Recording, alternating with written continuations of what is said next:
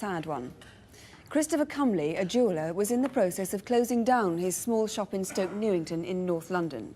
He was going to leave the jewellery business for good and move away to the country with his wife and 3 young children. On the morning of Wednesday the 17th of June, with just 2 days more of trading left, he was murdered, shot by 2 robbers for the sake of a few gold chains. His dog Sasha was shot as well. In our reconstruction, Mrs. Cumley talks about the plans they'd had and the events of that day. And I should say that a specialist theatrical agency provided the dog to play Sasha's part. The date, again, is Wednesday, the 17th of June. Christopher Cumley lived in Walthamstow in north-east London, and his shop was in North Wold Road in neighbouring Stoke Newington. We started the business 4.5 years ago, and we had high hopes. But during the course of that time, we had quite a few problems. It started with somebody snatching a bag from outside the shop.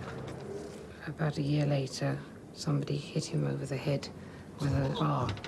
Then, 2.5 years ago, he was subjected to an armed robbery. They held one of the customers hostage. But let her go. Shut up!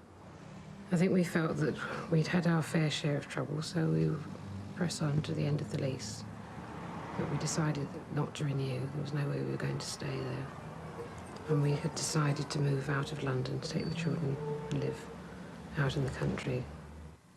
And we were within just a couple of weeks of closing the shop when this happened.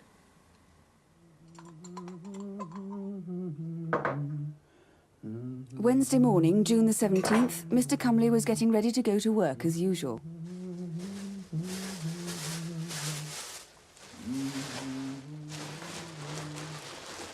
Come on, Sasha. Come on. Just off, dear. Bye. Oh, okay, dear, bye. And you kids, piano practice.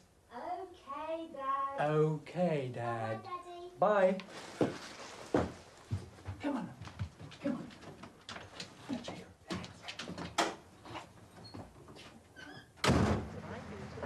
Oh, here's my bus. Bye. Mr. Cumley always took his dog, Sasha, with him.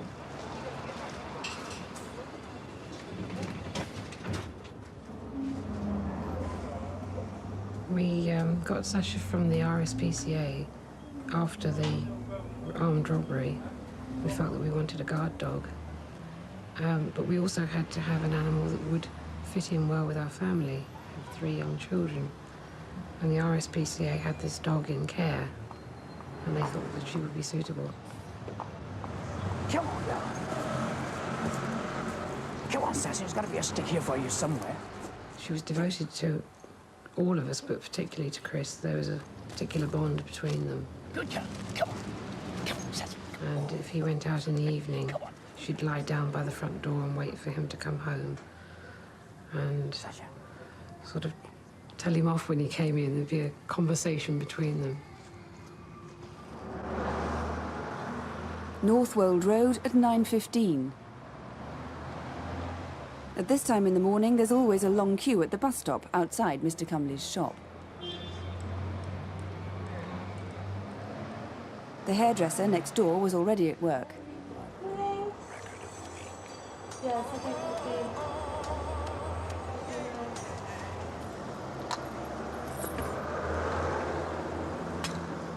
The previous attacks had made Mr. Cumley understandably security conscious.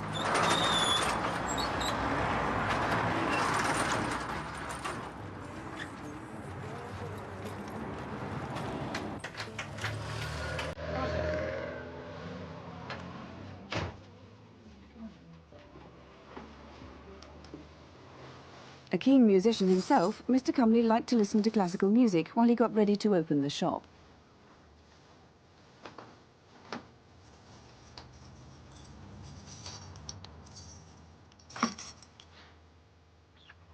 His first job of the morning was to put out his stock. Champagne's there, 24. Thursday.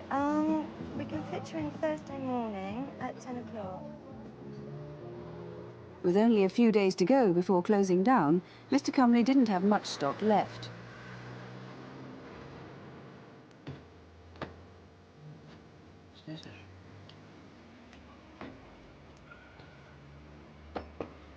Hold on, hold on.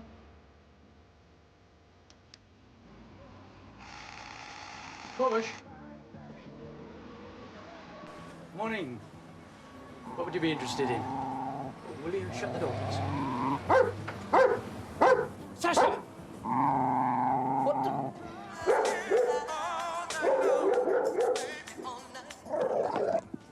Get back! Sasha! You...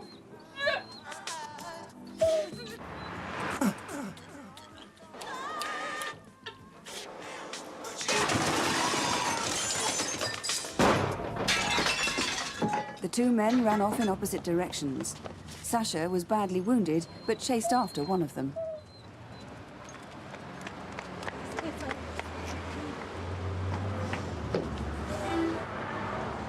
Half a mile away from the shop, Sasha had given up the chase. She was found dying later that morning.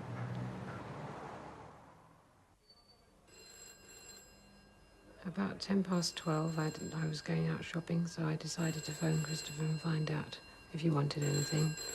I let the phone ring for some time, but I assumed that he must be serving a customer, and he wasn't able to answer, so I left it.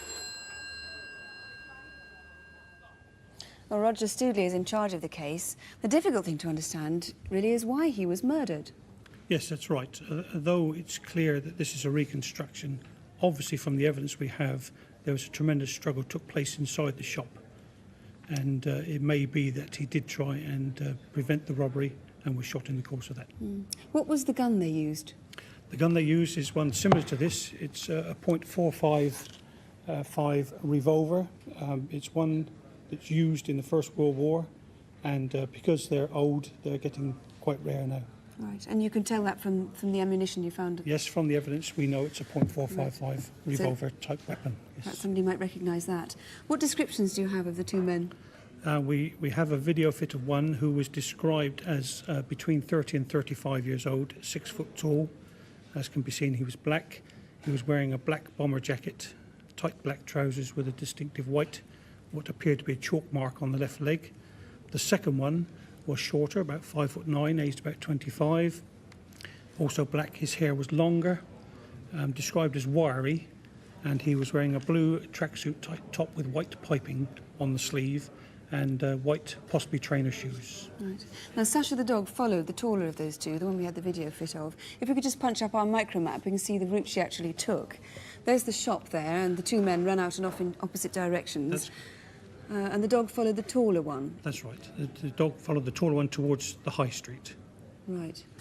And then the dog was found dying half a mile away in Leabridge Road. Yes. That means that they took a rather strange getaway route, if it was the getaway route. Yes, it did. But we're not certain of the exact route it took. We know it went into one small turning on the junction of the high street, but after that, we're not clear where it went, and it may be that it was following the first suspect. Right. So what you obviously need is for somebody to come forward who saw either of those two men running away from the scene on that day. Yes, we do.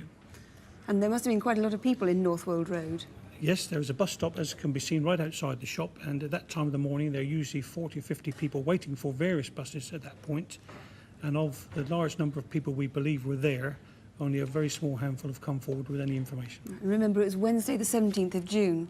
You have had some information as a result of some publicity leading up to this programme? Yes, certainly we have. Yes, 2 days ago, as a result of the trailer for this programme, a witness came forward who saw the second suspect running up a road just to the left of the shop, and we've confirmed that that is identical to the description of the second suspect.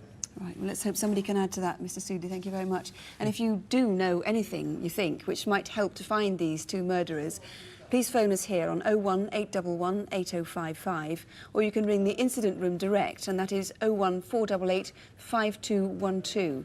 That's 01488 5212.